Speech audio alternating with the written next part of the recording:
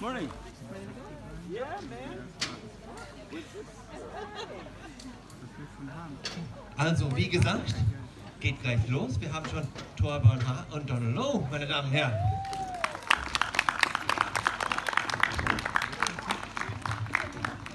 Good morning, gentlemen. Good morning. Let's have some water for you. I feel like yesterday it was super cool because there was like 4 people here and we could shake everybody's hand. Yeah. That was the coolest. Too many to shake everybody's hand today, but we will just say thank you for coming. Thank you. What do you think so far? Does this whole experience meet or exceed expectations? What did you expect to see when you came here, and how does it compare? It's fantastic. It's beautiful. Of course, it's different but it's, in a way, it's not, it's what I thought.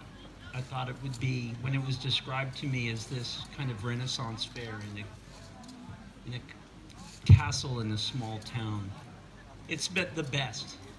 And we feel safe and we feel closed off from the world so we can have our own world, so yeah, I love it.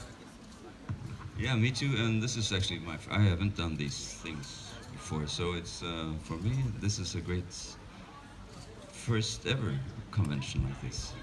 And last night I had this kind of revelation of being here in this place and hearing the drums and the music, and there's like, oh, this is how they met 1,000 years ago, and that was the disco of 1,000 years ago, and so it's been great.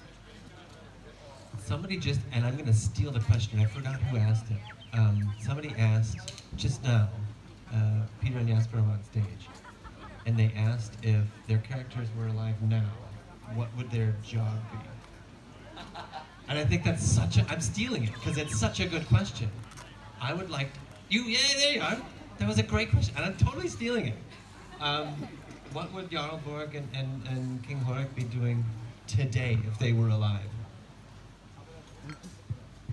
Oh, that's a good question. It's a great question. Yeah. I love it. First comes to mind, he was such a fighter, so something in the military, I don't know. But for Jarl Borg, yeah, I guess that's an answer. What do you think about Horik? I think Horik would own some kind of, he'd be a huge shipping magnet out of Denmark. And he'd be negotiating with private military contractors to be on his ships. Like semi-legit, but also seedy. Semi-legit, but seedy. He would go overboard around Somalia, I think. He would be a captain of industry and just a mean, terrible capitalist, I think. I feel like he's the kind of guy who, you mentioned Somalia, who would send ships through Somalia and then hire the pirates. And then hire the pirates to go on the ships. That's a good one too, yeah. That's a great question, I love it. And I don't remember if I asked this yesterday or not, but because being Norwegian and living in Norway and then being American and being in the States, how was the casting process for the two of you? It seems like it would be very different. I begged to audition for Vikings, and they would not see me until they finally acquiesced. And then I was cast, and then I couldn't do it because of scheduling, and so Michael Hurst invented King Horik for me, or he had this character in mind. And but when I first heard Vikings mentioned, there was an Irish director named Terry George who wrote In the Name of the Father. Have you ever seen that movie? He had been an IRA guy or associated with them. He had done a lot of time in prison. He came out and became a really successful screenwriter. And we were at this thing in Los Angeles, and he said, there's a thing about the Vikings going on in Ireland. I knew immediately this will be huge. I'd heard Michael Hurst was doing this, so I knew it would be brilliant. And I wanted in. Yeah, for me it was at the very beginning that they wanted to film in Norway, in the fjords of the west coast. You know, some of the things that are now CGI'd into the the final product. But and then they were looking in Scandinavia for actors, and me and Gustav was just self-taping, you know, sending in tapes for in the beginning.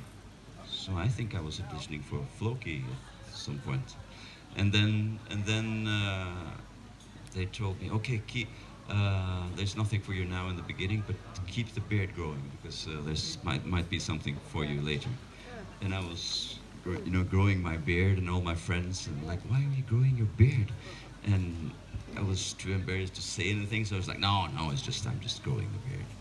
And 1 month went, and 2 months, and 3 months, and the beard was growing. And then finally, I thought, like, no, this is bad omen. Just, you know, to keep this beard going, it's embarrassing. So I cut the beard off, and literally 2 days later, they called me. Okay, now we got this part for you. So, and I was like, no. But then I auditioned without the beard. I still got the part. So it wasn't the beard. It was something else. Okay. I see there's a nice beard over here ready for a question. Like we're all, everybody's got beards today. I grew my beard out for the event. Yeah, that's good. Go ahead. Oh, Christian. Look down, Christian. Christian. Yep, danke. Testing? Okay, Yep. great. So, thank you for the great compliment. And It's a great beard. right back to you. Merci. I got a question with a little bit of a bit of a wind up, and that's all we have.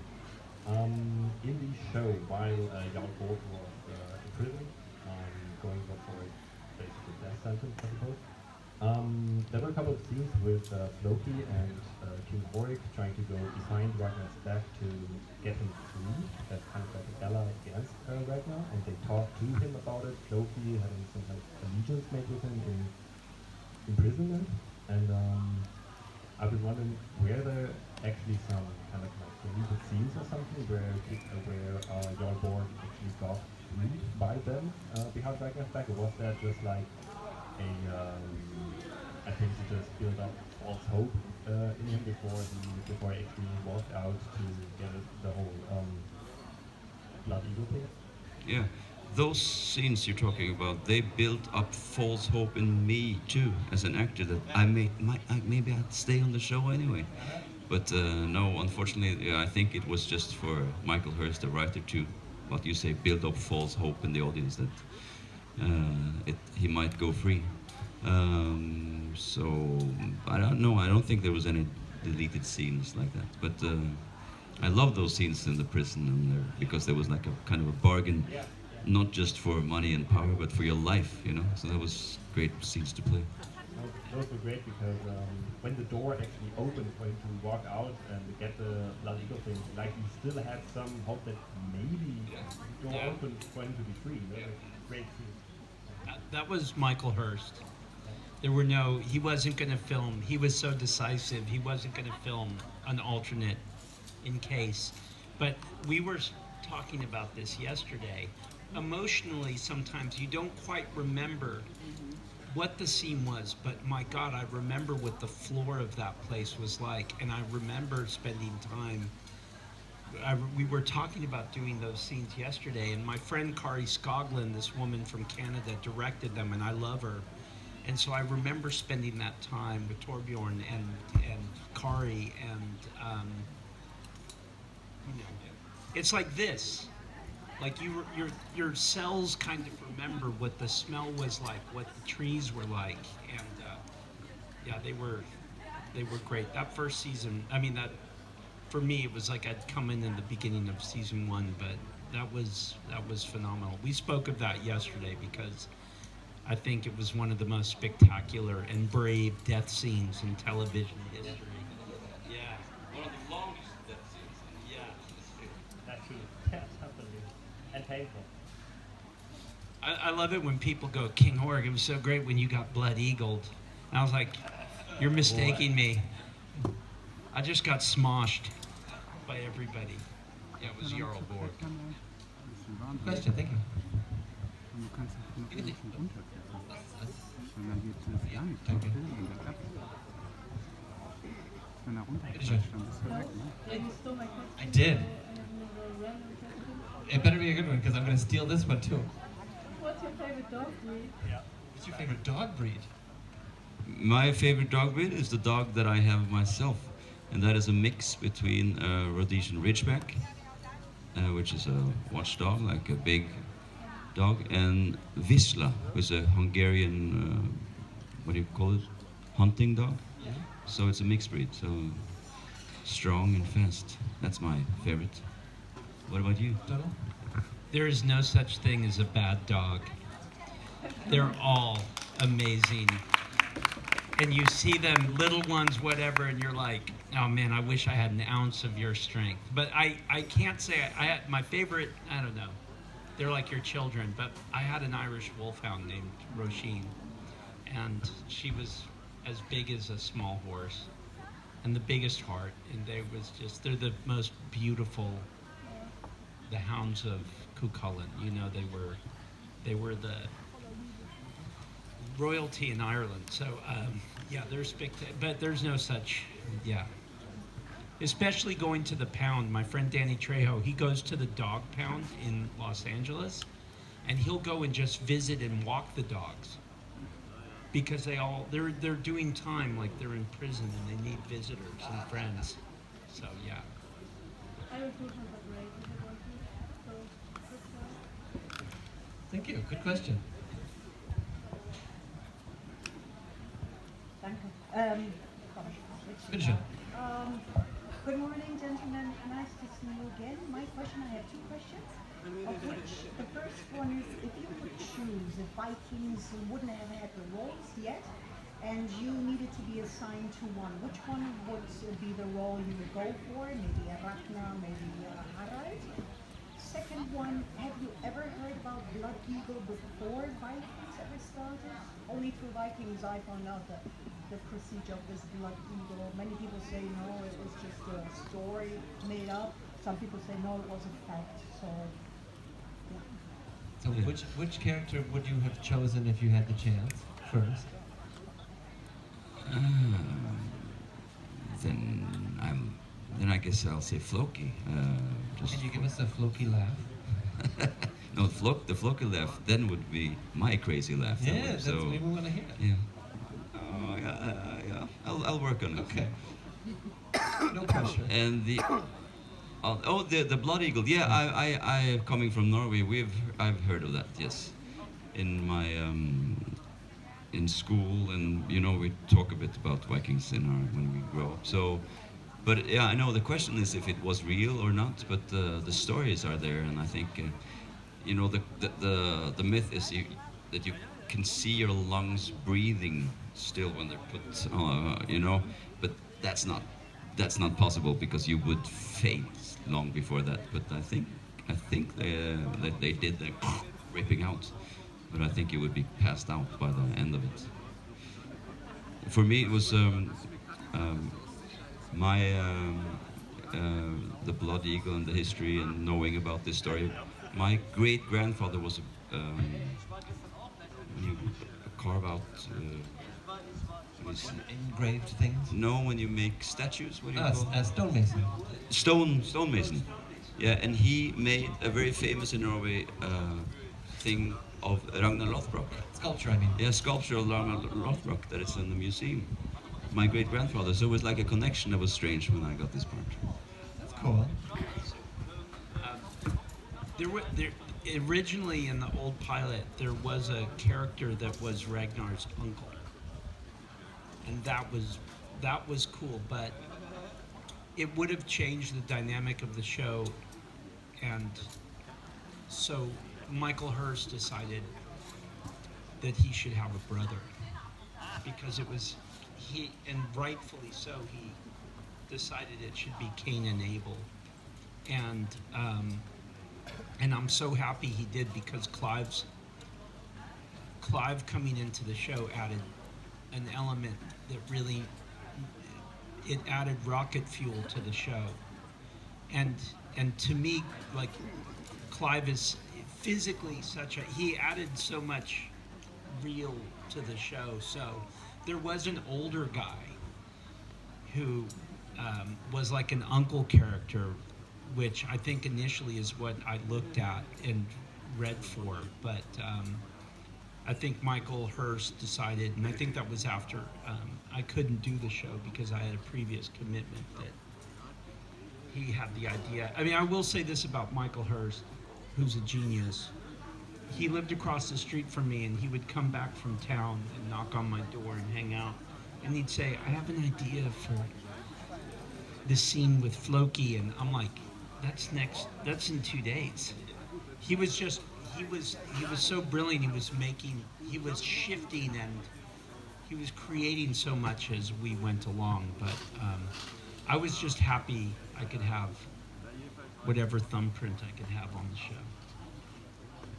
Just to build on that with Michael Hurst, because I told Mike, we talked of it, and I told Michael because, you know, we say skull in Norway, and I told him the story about that's because the Vikings took the skull of their enemy, and they said, skull. And he was like, what? Oh yeah. And you know, 2 days later, that was in the next episode. So those things were going on the Viking set all the time. So Michael Hurst was really building the characters from us, I think. So we all felt that we were a part of making these characters. It was not just something that was on a page and we had to do in a special way. Good questions, thank you. She mentioned the blood eagle, but there's another one that I think is way more brutal. It's the one where you cut a little cut in your stomach and you take your intestines out and you nail the intestines to the tree, and then they're forced to walk around the tree until the intestines come all the way out. I feel like that's more brutal than a blood eagle. Go ahead. Good morning. I have kind of a hypothetical question that has been on my mind for a very while. Do you think that if King Horik wouldn't have been kind of in the situation, that Jarl Borg would have had a greater future? Because I think from Jarl Borg's mindset and his character, and also the vibes I got when he was interacting with Ragnar, I think that they had kind of some similarities or maybe some access points in which they could have been collaborated in some way. So yeah, do you think that maybe Jarl Borg would have been greater if King Horik wouldn't have been in the way? Yeah, that's a very good question, and I think the same too. Because my Jarl Borg's greatest enemy was not Ragnar at the end; it was this guy. So you're right. But that's again Michael Hurst's great writing, is that you don't really know who's enemy, and so yeah. But you're right. That was great, and I think that King Horik was flawed in a way. He was flawed because of his ambition. He had his own hubris was going to be his downfall in like Greek tragedy like sense, and I think that I watch it. When I watch those episodes, I think, man, Jarl Borg's really cool. Like he would be a better. You know, King Horik, you knew kind of at some point that this isn't going to last. That he's and also, not to be spoiler for any movie or television show, but when you become the main antagonist to the hero, the clock is ticking on you. You're gonna die. You know what I mean? So there was no like, maybe King Horik wins this thing. Maybe Ragnar goes down. It's not gonna happen. But Jarl Borg would have been, you know, and can you imagine Jarl Borg at the time? Here's the king, and he's like, I'm not bending a knee to you. I'm not, no, man, I'm gonna go up against you. You know, he would have, yeah, he was a formidable enemy, which was why we had to get rid of him. Thank you very much. Thank you. And I think that's cool because, like, and that's the great writing of the show is, you need to be ambitious, but as soon as you get too ambitious, you're gonna pay for it. you know, who wound up coming through in the end? You know, it was Uber the Explorer. It was you know, Pittsburgh, who was going to convert to Christianity. It was Bjorn, who, you know, was fighting against, and Ivar lost in the end. You know, Jarl Borg lost in the end. King Horik lost in the end. Everybody that was too ambitious got theirs. Bishop, go ahead. Good morning, sir.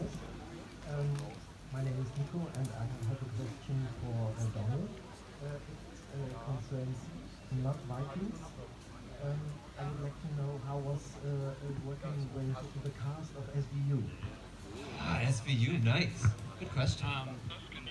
So I was up in Oregon and I had just agreed to do the show Gotham.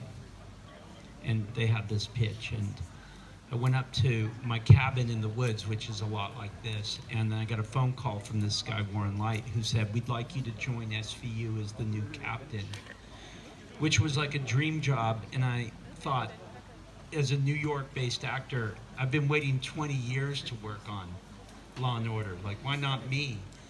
And so I said, you know, I just took this job on Gotham. And he said, well, come and do SVU for as long as you can until Gotham starts. And yeah,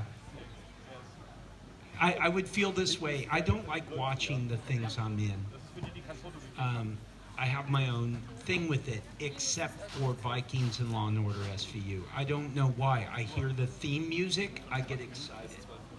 And Law and Order SVU is something that around the world plays 10 times a day, that people find solace in it, and they're amazing people. And my agent said to me, like, why do you like Law and Order SVU so much? And I said, when you do the scenes, there's something emotionally real. Like, this is what's happening in the world, and you can play it. And sometimes some of the other jobs, more of the Gotham and those types of superhero or that kind of world, you don't feel the same. You just don't feel like the same weight in your shoes about the reality of the moment and the stakes of the emotion. And yeah, Mariska Hargitay is the coolest person who's ever lived. Can you imagine being #1 on the call sheet of a TV series for 25 years? God. Right? Wow. That families Wow. have grown up on that show, that the crews have had babies and put their kids through college, that, you know, Ice-T and Kelly Giddish, and yeah, how lucky was I? Who gets to say that they were in Law and Order SVU, Vikings, ER, Sons of Anarchy? It's a dream. It's nuts. I feel super undeserving of it, but yeah, they're great people, and it's a great experience to be around that cast and crew. Thank you so much. Thank you. Not undeserving though. No. His great acting is the diversity, how you approach the different series with different ways of acting. It's very impressive. It's brilliant, and I love, because I always try to bring up the concept of the character actor. Because there's some circles where they're like, oh, the character actor, it's like a dirty word. But for me, those are the ones that are the most impressive. Somebody like you, who exactly is very diverse, it can play anything and disappear into that role. It's awesome. And so, yeah, so how do you then translate that? I mean, how would you do something like that in Norway? What are the projects that you look for in Norwegian? Because you just had the series come out, and again, I said yesterday when I was in Oslo last time, it was on every newspaper, and it was like the most #1 watched show I think in Norway. Like, how do you choose roles so that you can also do that diversity? Yeah, It's a very different role from yeah. Borg.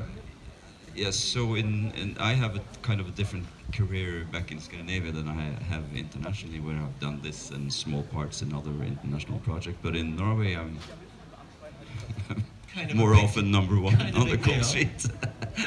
So that's a different way of working in a way for me. But still, what is great about acting is that it might feel different, and it's a different language, and it's a bigger crew maybe, but this work, when the camera rolls and the work with the director and the actors, it's exactly the same wherever you go. So and I feel that we work exactly the way that I would work with another Norwegian actor. So it's when it comes down to the real work, it's exactly the same. Doesn't change. Cool. I will say, as an American, I think famously, right, Americans, and I love America, and I know it so well. But there is hey, why don't you talk American, right? We are here in Germany, speaking English. Everybody's facility for this language is so ridiculous. I'm working with actors, English is not their first language, and yet their facility with English as an actor, like which would never happen is, hey, would you like to go to Norway and play in Norwegian? Speaking Norwegian? Never. So I'm so impressed by, in Europe, the actors who have this facility to do, what's her name, Sophie Mueller? Do you know Sophie Mueller, Anatomy of a Fall, Zone of Interest? So I was in New York last year working on this show called The Equalizer, and I went to the movies by myself just 2 days in a row, and I saw Sophie Mueller in these 2 movies. And I was like, this woman has rocked my world in 3 different languages. And it's so impressive because it's the emotion and everything, yes, but just linguistically, it's difficult. It's incredibly difficult. So kudos to everyone here for letting me speak in basically my only language besides some bad Spanish, you know? And swearing Spanish. Yeah, swearing Spanish. Thank you. No, and I think that's really important because so many people come up and say, oh, I'm sorry for my English, I'm sorry for my English. Don't do that. Oh my God, no. I mean, like you just said, if you, bravo. So, gentlemen, thank you for taking the time to sit with us this morning. Thank you for all the questions. Thank you for the questions. Yes. It makes my job easier. And enjoy the rest of the show. Hopefully Thank we'll you. see you later. Donal Thorbjorn Harr, ladies and gentlemen.